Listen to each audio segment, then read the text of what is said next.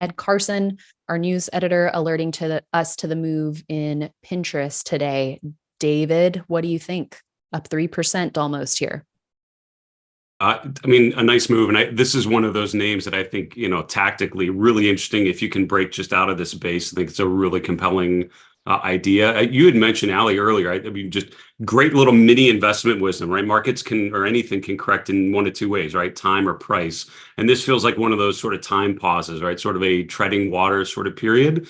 And years ago, I remember talking with John Bollinger, and he said in many ways, this is the easiest chart to trade because it's going to end at one point. It's going to break up or it's going to break down. And just being patient and waiting for that move is really important. So we're sort of right at the edge. I think the gap higher is encouraging. I'd love to see it just get above that base and tell me that we've got a sort of an influx of new buyers willing to push it higher.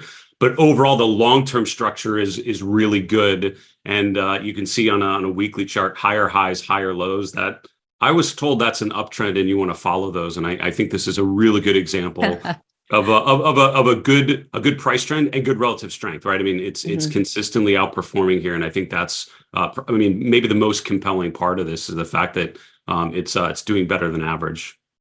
Okay, so if it has a strong close today, would you be a buyer, David?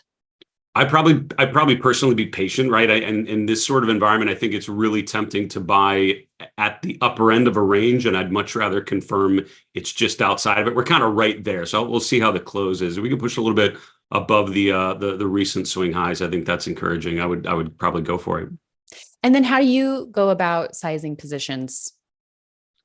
I was taught if you have trouble sleeping at night, your position sizing is too big. So that's the general rule of thumb that I go with. Just, Good rule to am I go by. comfortable with it? But so generally speaking, like with individual stocks, I mean, I limit it's like 2% of a portfolio would be on an individual name. So that's kind of my general go-to.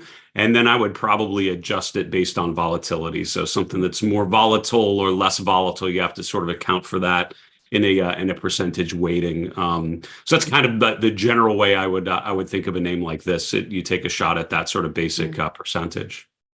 And then talk to me about the fact that, okay, this is still well off of its all-time highs. We can even go to a monthly here and see, but recent relative strength is there. Does this speak to that broadening out of the participation, do you think? And how are you sort of gauging that with other stocks and what that means for the overall market's health?